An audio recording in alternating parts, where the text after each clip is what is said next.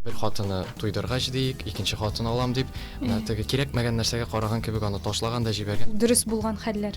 Фатыйма да анда елап утыра иде. Иде. Мин әйтәм, белеп язган микән? Бәлки Шәриф Камал монда берникадәр дәрәҗәдә хатын кызның кимсетелүен дә күрсәтмәкче булды. Баланы начар итеп күрсәтмәкче. Күп кечкенә бала ничек начар булсын инде ул. Автор әйтә сүзне аңлый алмадым. Аны былай да уйласаң була, тегеләй дә уйласаң була.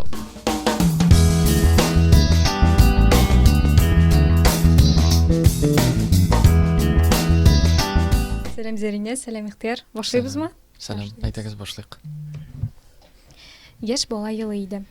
Тышта җил, буран, дөньяның астын өскә китерлек булып кузгалган, дулый. Лапас һәм мөрҗәвәрдә әллә нинди моңлы җырлар җырлана иде. Ярты төн узган. Эшле эшсез йоклый, ял итә. Әмма бала һаман елы иде. 5-10 минут туктап тора, тагын башлый. Бишеге янында зыр катып юатыр өчен газапланган анасы бигрәк тә ире белән кунак тынычланып йоклый алмыйча торганнардыр дип борчылайды. Бу үзек Шәриф Камалның буранда хикәясеннән. Шәриф Камалетдин улы Байгелдиев 1884 елның 27 февралендә Мулла гаиләсендә дөньяга килә. Ул 17 яшендә атасы белән ачуланышып, 1901 елда авылдан чыгып китә. Шәриф Камал татар әдәбиятында новелла жанрына нигез салучыларның берсе булып таныла. Камалның мөһим сәнгати ачышларының берсе кеше һәм табигать арасындагы үзара тыгыз бәйләнешне дөрес һәм оста күрсәтә белү. Һәм бүген без нәкъ менә Ихтияр Кыямов һәм Зәринә Багаевиева белән әлеге әсәргә күзәтү ясаячакбыз. Иң беренче чиратта Ихтияр, минем сиңа сорау бирәсем килә. Менә яз, көз, җәй турында шундый күп әсәрләр барыбыз да беләбез, ә менә кыш турында шундый аз. Менә без Ялкын редакциясе белән җыелып утырдык та, нинди әсәр сайлыйк икән подкастка дип уйладык һәм алар юк диярлек. Менә бурандан алырга булдык. Ни өчен кышка багышланган әсәрләр? Минемчә иң беренче чиратта шуны әйтеп китәргә кирәктер. Автор бит ул теге күктән алып кына әйдә кыш булсын, әйдә яз булсын дип язмый. Ул беренче чиратта кышны сайлый икән. Димәк, ул аның әсәрендә кыш булырга тиеш. Ягъни менә бер әсәрдә ничек бара сюжет, нинди вакыйгалар бара, кышта органик рәвештә шул сюжетка ята дигән сүз булырга тиеш инде беренче чиратта. Һәм кыш бит монда бик мөһим роль уйный. Буран исеме шулай исемгә дә, әсәр исеменә дә чыккан, ул әдәбият белемендә көчле позиция дип атала. Әгәр дә берәр сүз яисә берәр деталь исемгә, эпиграфка, ягъни яисә башка шундый җирләргә чыга икән, ул көчле позиция дип атала. Һәм буранда дигәч, ул инде ягъни менә шул буран халәте әсәрдә дә берникадәр роль үти дигән сүзне аңлата. Һәм бу менә шуңа күрә кыш ул бик бер яктан шундый тыныч кебек тә, ләкин шул ук вакытта буранлы көн булса, ул бит бер дә тыныч түгел. Шуңа күрә әдәби әсәрләр дә шуңа күрә әздер дип уйлыйм инде мин.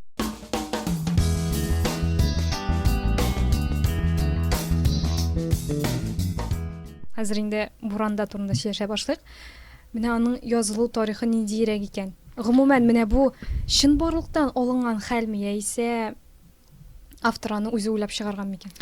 Минемчә монда 100% тормыштан алынмагандыр, ләкин алай да бәлки Шәриф абый аны берәр кешедән ишетеп, яисә үзенең хис кичерешләрен шунда катыштырып язырга тырышкандыр дип уйлыйм.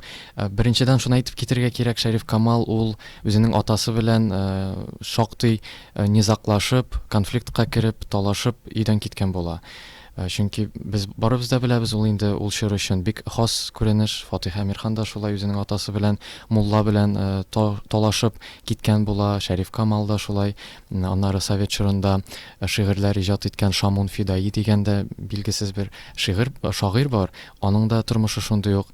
Ул бәлки менә берникадәр дәрәҗәдә Шәриф абыйның атасына карата булган менә шундый мөнәсәбәт, алар ахыр чиктә барыбер дуслашалар дип әйтергә кирәк. Туганлашалар инде, киредән Шәриф абый атасы янына кайта. Һәм бәлки менә шул атасыз булган чагында ул ата-анага хөрмәт, ата-ананы сагыну хисләрен татыгач, бәлки менә шул җирлектә тугандыр бу әсәр, шундый гомән, шундый фараз кылып була.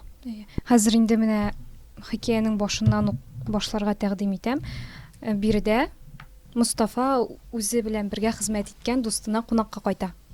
Һәм ул 1 ел алдан кайткан була Хөсәен, Мустафа Димәк, 1 елдан соң кайта. Һәм менә шунысы кызыклы, ул менә максатчан кайткан микән аңа, яисә сугылып кына чыккан микән кунакка керәм дип, яисә аның үз гаиләсе юк микән әле өенә кайтырга. Әйе, монда билгеле сораулар бик күп туа, чөнки хикәя жанрының үзенчәлеге шунда, ул бик кыска, һәм шул кыска аралыкта Аңлап төп бетереп булмый фикерне шикелле. әйе, теге җәелеп, теге зур-зур картиналар, романнардагы кебек кешенең бала чагыннан ук үлгәненә кадәр язып булмый. Әйе. Бик кыска аралыкта ниндер фикер җиткерергә өлгерергә кирәк. Һәм шунлыктан сораулар күп туа, һәм бу бер яктан караганда бәлки берәр кешегә кызганыч та күренер, ләкин минем өчен бу автор безгә уйланырга җирлек бирә. Ничек булган икән, менә Мустафа, аның гаиләсе чынлап та бармы, юкмы, ул уйланыр өчен. Минемчә, менә минем фикеремчә, Мустафаның бәлки гаиләсе юктыр да. Чөнки әгәр дә аның гаиләсе булса, минемчә аның анасына мөнәсәбәт күптән иртәрәк үзгәргән булыр иде. Ул бит монда кеше гаиләсендәге хәлләрне күргәч кенә үзенең анасын исенә төшерә диеп була. Менә Хөсәйнгә килгәндә, ул инде өлгеррәк булган Мустафага караганда, аның инде хатыны да бар, кичкенә баласы да бар. Һәм менә шундый сорау туа. Зәринә, сиңа бирәм. Ничек уйлыйсың, менә Хөсәйннәрнең гаиләсендә нинди атмосфера? Нинди аларның мөнәсәбәтләре хатыны белән, бәлки баласына карата ниндидер аның хис кичерешләрен күрергә буладыр. Ну, Хөсәйн белән аның хатыны, алар бик кунакны кадерләп тота, Әйе. аның өчен борчылалар, аның өчен тырышалар, чөнки бала елый башлаганда беренчедән алар кунак турында уйлыйлар, кунак уяныр дип куркалар. Әйе. Алар бик ярдәмчел, яхшы кешеләр булганнар. Ашык йөзле кешеләр дип Әйе. әйтергә була. Менә бу елаган бала аша автор нәрсә әйтергә тели икән хикәядә. Менә минемчә, ул нәкъ менә бала елавы аша Мустафада ниндидер җылы хисләр уянуын күрсәтә, әнисенә карата. Аның кайтып гафу үтенәсе килә, ягъни әнисе аны әле дә кичермәгән, аның әлбәттә сәбәпләре бар. Һәм менә ничек уйлыйсыз? Бәлки сез дә шул ук фикердәдер. Бала елавы аша автор нәрсә әйтергә тели? Мустафаның башында билгеле бер процессны башлап җибәрәдер, минемчә. Әйе, менә шундый щелчок булып җибәрә дә Мустафа үзенең анасын исенә төшерә. Аннары ул уйлый да тирәнрәк чама башлый. Ул бит менә тормыш тәҗрибәсе тупланган саен үзеңнең бала чагыңдагы хәлләргә әйләнеп кайтасың да, бу бит чынлыкта булай булган икән, бу булай булган бит. Ну, менә ул баланың елавын ишетеп, ул бала урынына үзен куеп карый һәм күрә, ничек бала әнине рәнҗетә ичендә җылап. Ул аны Аны күреп, нишләргә белми. ана аның өчен азаплана, аның өчен тырыша, йоклатырга тырыша, ләкин ул аны бәрбер ярата һәм аның өчен курка, аны ярата, сагына һәм ул үзенең әнисен искә төшерә шул вакытта. Шуңа күрә аның гафу үтенәсе килә башлый үзенең әнисенә.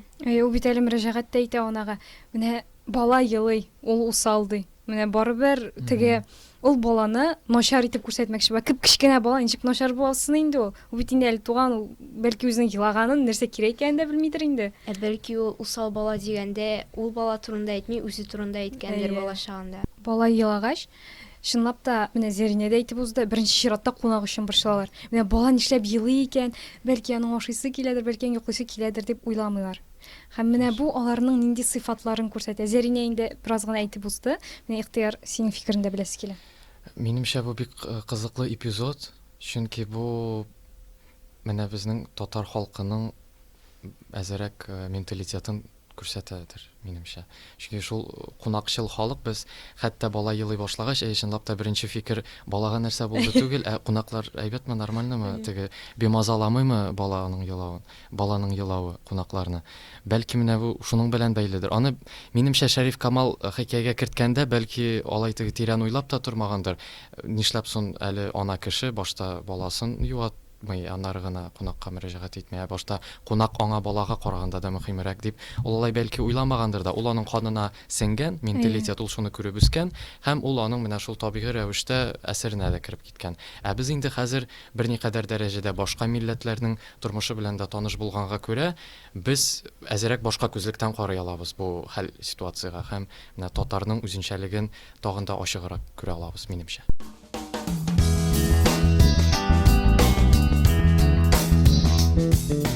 Хөсәйн турында сөйләштек. Азмы күпме хәзер инде аның дусты турында да сөйләшеп алырга тәкъдим итәм. Менә әлеге хикәяне укыганнан соң сез аның турында нинди фикердә калдыгыз? Мустафа турындамы? Әйе, Мустафа турында. Мустафа ул бик салкын җанлы кеше була, ләкин сугыштан соң ул икенче булып кайткан шикелле Хөсәйн шулай әйтә. Хөсәйн әйтә, кайткач ул үзгәрде дип, икенче кешегә әйләнде дип. Һәм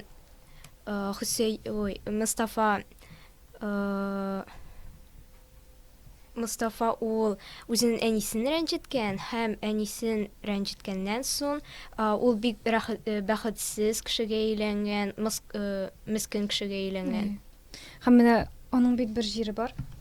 Һәр нәрсәгә мыскыл күзе белән карый, бер сүзгә дә инанмый, кеше сөйләгәнне тыңламый, үзе сөйләсә кешедән көлә торган салкын һәм ян йылымсыз бер кешенең аптырау һәм оялуы чынлап кызык иде. Монда автор да аны менә шундый кырыс итеп, салкын калынлы итеп күрсәтә. Бу портрет алымы менә персонажның эчке халәтен күрсәтә автор. Аны укучылар ачыграк аңлар өчен, төгәлрәк аны күз алдына китерер өчен шундый портрет дигән алым куллана инде ул. Һәм ул менә шундый көчле каты буран булганда да Мустафа үз сүзеннән кире кайтмыйча барыбер юк, кайтам дип кырт кисә.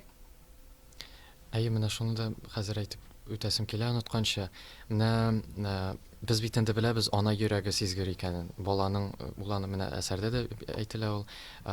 Ана үзенең баласын күрмәгән килештә аның күпмедер дәрәҗәдә аны сизә, тоемлый. Һәм бәлки монда да бик кызык. Нәкъ анасы үлем түшәгендә ятканда Мустафа кинәттән аннан гафу үтенергә дип китә.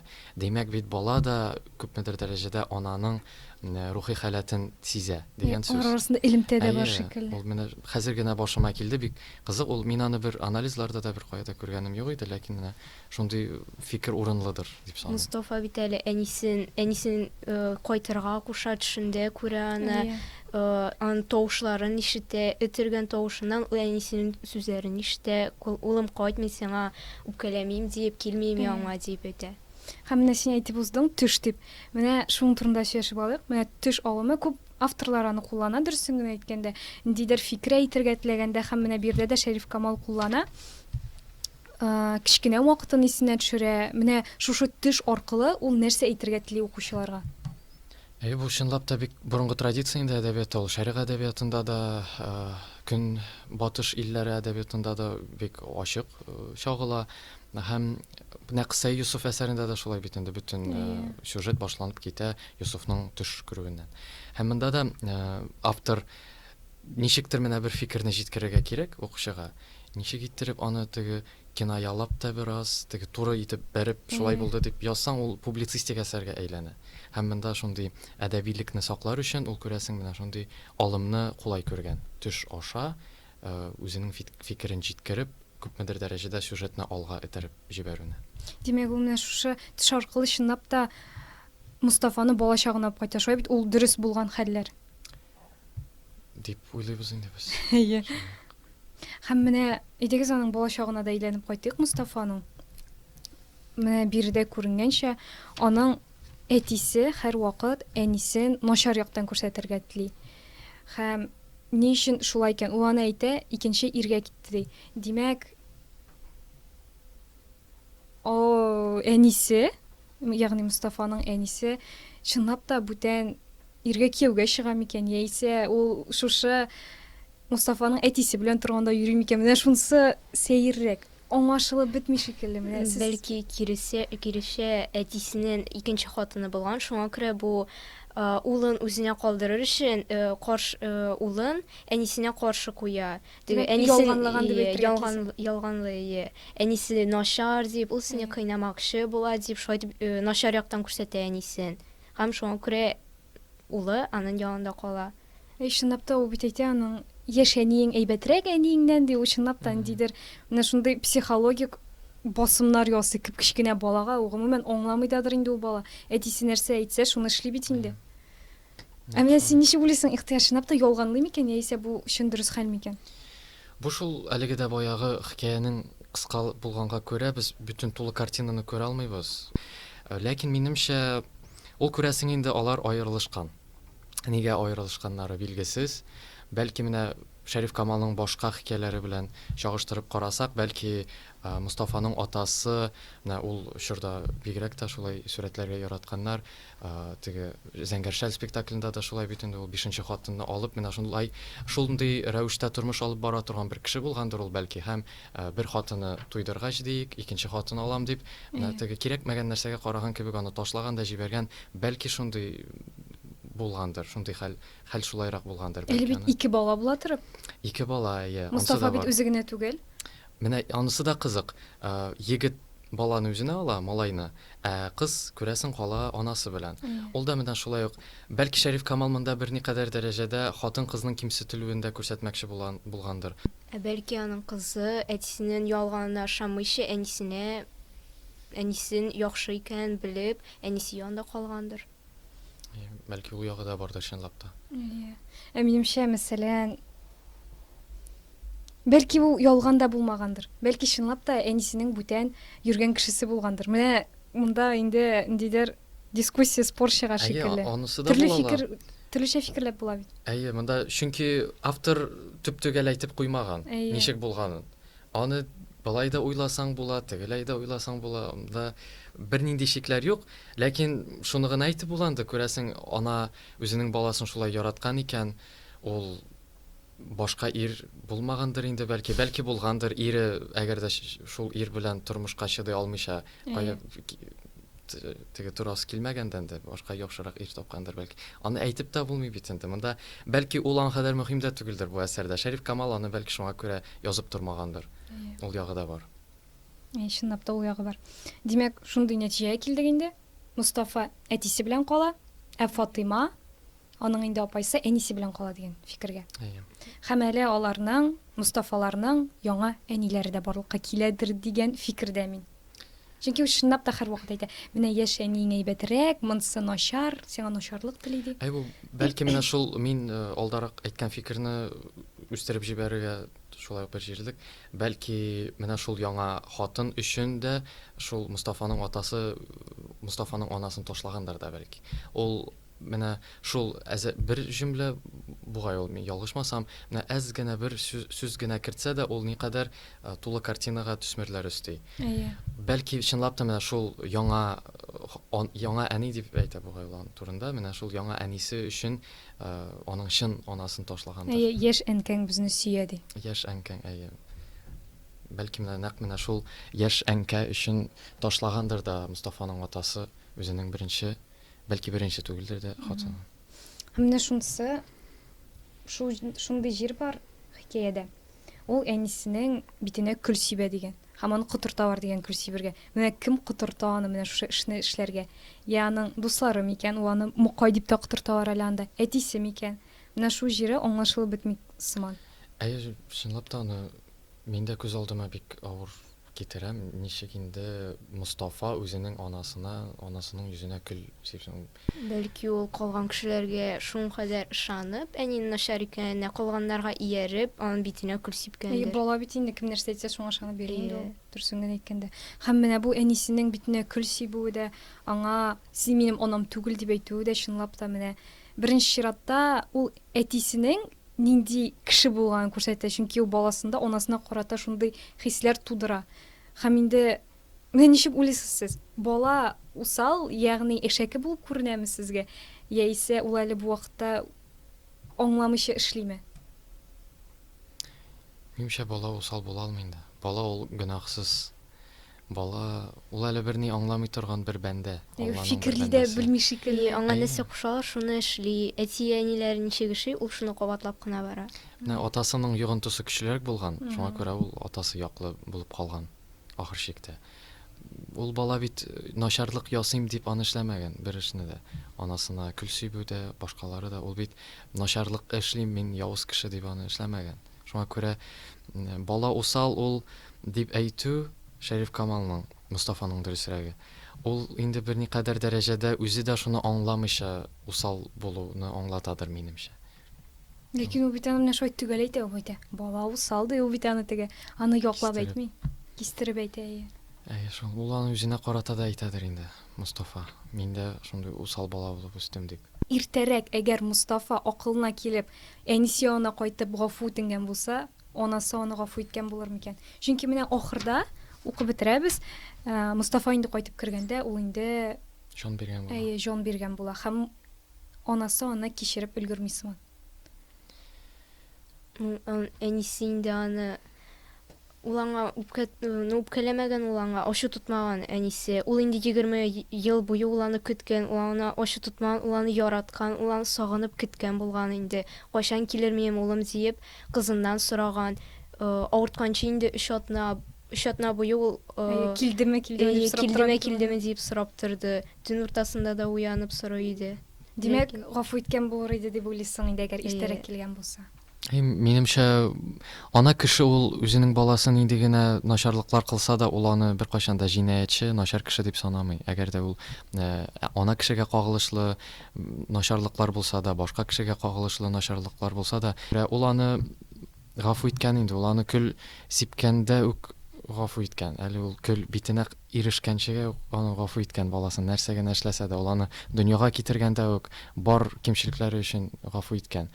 Һәм шуңа күрә монда бит Мустафаның өлгермәвендә үкенеч бары тик Мустафага гына кала. Анасы аны үкенгәндер, бәлки күрә алмадым үлгәндә дип, ләкин алар барыбер ахыр чиктә теге дөньяда очрашырлар дигән ният белән без хикәяне тәмамлыйбыз бит инде укыганда.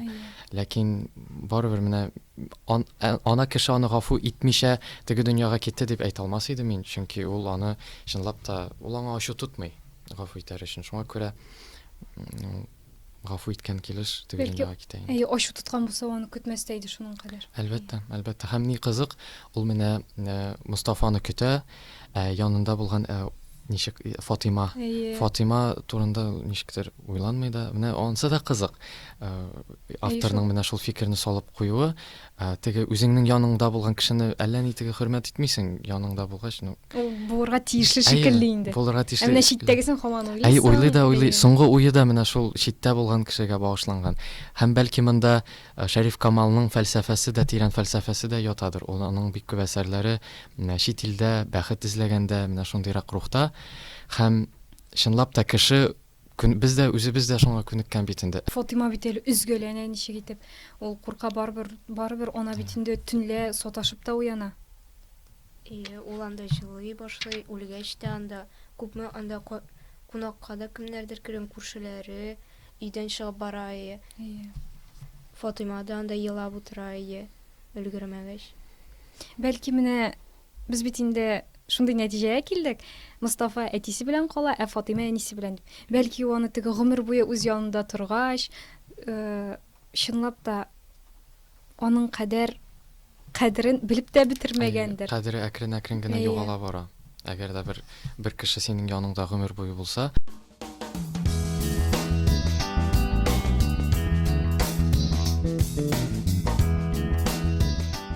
Менә иштәлеге турында белдек, аңлаштык.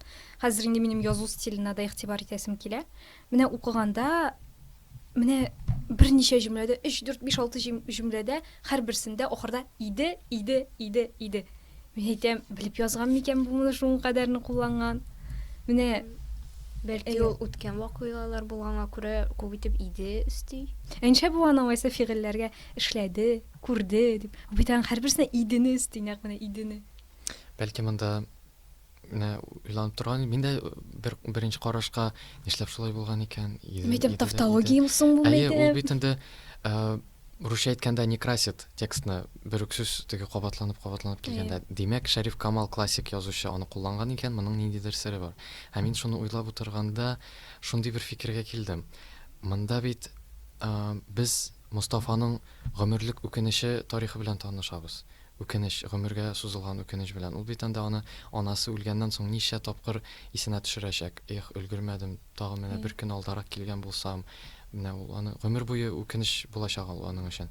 Һәм без менә монда таныша барабыз үткән вакыйга белән, һәм ул вакыйганы без инде берничек тә үзгәртә алмыйбыз. Мустафа үзе берничек тә үзгәртә алмый. Бәлки менә шуңа басым ясап, Шәриф Камал иде бит ул үткән заманга ишарәли. Һәм үткәндә дип менә шундый, бәлки шул ягы бардыр. Һәм шундый сорау туа инде, бу инде ахыргы сорауларның берсе. Ни өчен әлеге хикәяне мәктәп программасына керткәннәр? Укучы аны менә төшенеп, мәгънәсен аңлап укый аламы? Ул берәр нинди нәтиҗәләр чыгара аламы аннан? Мәсәлән, Зәринә, син укып чыктың менә моны. Син беренче укудан ук аңладыңмы, яисә сиңа кемдер ярдәм иттеме, кемнәндер сорадыңмы? Беренче укыгач та мин аны эчтәлегем белән аңладым. Автор әйтә сүзне аңлый алмадым. Әмма икенче тапкыр укып чыккач, аннан инде әнине хөрмәт итәргә, аның кадерен белергә кирәк икәнен аңладым. Монда чынлап та, әгәр дә 8нче сыйныф укучысы моны ялгызы гына укып чыкса, ул аның сюжеты белән таныша ала. Һәм инде әсәрнең теге тирәнрәк китеп, астыртын фикерләрне аңлар өчен укытучы ярдәме кирәк. Менә әгәр дә укытучы төшендереп бирә алса, шул мәгънәләрне аңлата алса һәм иң мөһиме менә шул мәгънәләрне табарга өйрәтә алса баланы, бала инде киләчәктә Шәриф Камалның нинди генә хикәясен алмасын, ул шул алгоритм буенча әсәрне анализлап, аңлап, нинди фикерләр ятканын үзе өчен үзе аңлаячак. Менә кайбер әсәрләрдә, мәсәлән, без еш кына әйтәләр, мәктәптә дә бигрәк тә автор нәрсә әйтергә теләгән дип. Һәм минемчә монда ул аңа да мөһим дә түгел. Әдәби әсәрдә ул укучы үзе өчен мәгънәләр үзе эзләп таба. Һәм йомгаклап шушы сорауны сорыйсым килә. Ни өчен автор нәкъ менә буранда дип атаган икән хикәясен? Чөнки ничә бу аны кыш дип куймаган? Ни өчен бәлки әнинең кадере дип менә барыбер бит инде биредә шундый төп идея ята. Нишләп нәкъ менә буранда дип алган? Буран дигәндә ике төрле мәгънә бирә шикелле әйтим. Мин беренче бөтен әсәр буе анда буран булган. Иртәдән алып кичкә кадәр, әнисе үлгәнгә кадәр анда бәрибер буран дулый һәм урамда буран була.